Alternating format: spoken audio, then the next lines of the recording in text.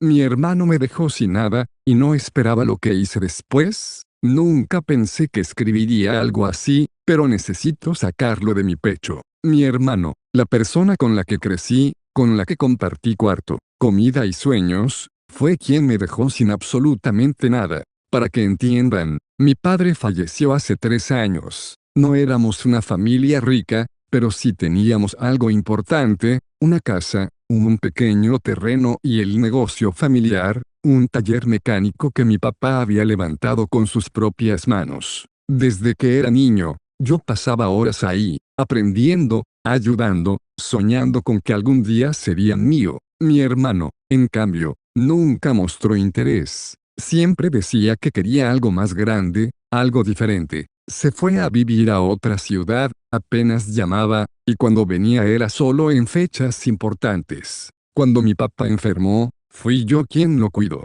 Lo llevaba al hospital, le compraba sus medicamentos, me quedaba con él por las noches. Mi hermano venía de vez en cuando, pero siempre con prisas. Decía que tenía trabajo, compromisos, que no podía quedarse. Recuerdo claramente la última conversación que tuve con mi papá. Estaba débil, pero lúcido. Me tomó la mano y me dijo: Hijo, el taller es tuyo. Tú lo has trabajado, tú sabes cómo funciona. Cuida de tu hermano también. Yo asentí, sin pensar que esas palabras serían tan importantes después. Cuando mi papá falleció, todo cambió. El ambiente se volvió frío. Mi hermano comenzó a mostrarse diferente, distante, serio, como si estuviera planeando algo. Una semana después del funeral, me dijo que teníamos que hablar sobre la herencia. Me pareció normal. Pensé que repartiríamos las cosas de forma justa. Yo me quedaría con el taller, él quizá con el terreno,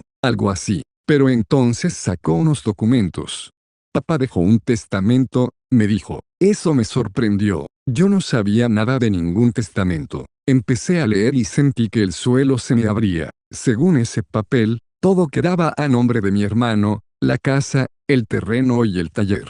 Todo. No entendía nada. Le dije que eso no podía ser, que papá nunca mencionó algo así. Él simplemente se encogió de hombros y dijo que las cosas estaban claras. Intenté hablar con el abogado que aparecía en el documento. Confirmó que el testamento era válido. Yo estaba devastado. No tenía dinero para pagar otro abogado ni para pelear legalmente. Mi hermano me dio una semana para salir de la casa. Una semana. Empaqué mis cosas en silencio. Cada habitación tenía recuerdos. Nuestra infancia, los cumpleaños, las noches viendo televisión. Él me observaba como si yo fuera un extraño. El día que me fui, me dijo algo que nunca olvidaré.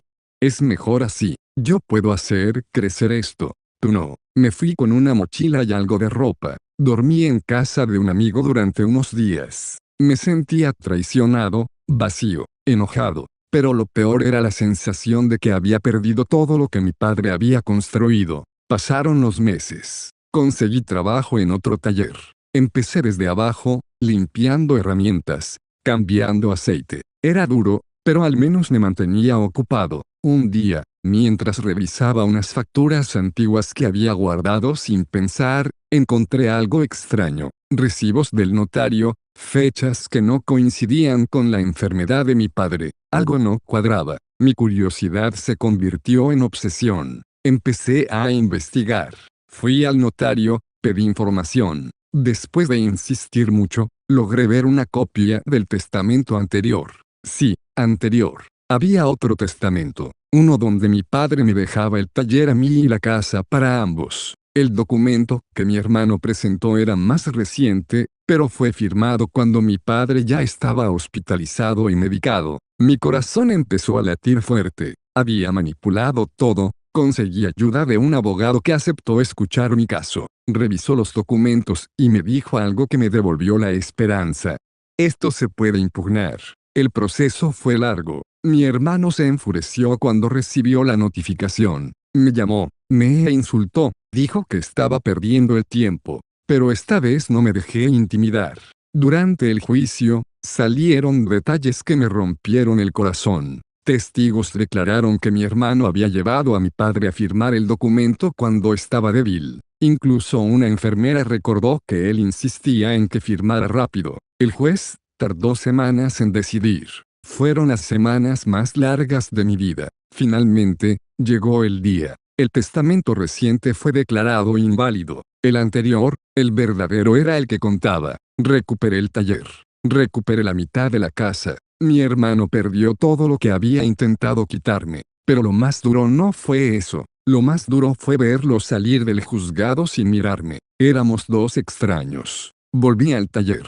Todo estaba descuidado. Parecía abandonado. Me puse a trabajar, poco a poco. Limpié, arreglé, reorganicé. El primer cliente que entró me dijo: "Se siente diferente, como antes". Sonreí, porque, de alguna forma, sentí que mi padre seguía ahí. No volvía a hablar con mi hermano. A veces me pregunto si valió la pena. Perdí a mi familia, pero recuperé lo que me correspondía. Hoy, 3 años después, el taller va mejor que nunca. Contraté a 2 empleados. La casa fue remodelada. Mi vida cambió. Pero todavía hay noches en las que recuerdo cuando éramos niños, y me pregunto en qué momento todo se rompió. Si algo aprendí de esto es que la traición más fuerte no siempre viene de extraños. A veces viene de la persona que creció contigo, y duele más de lo que imaginan.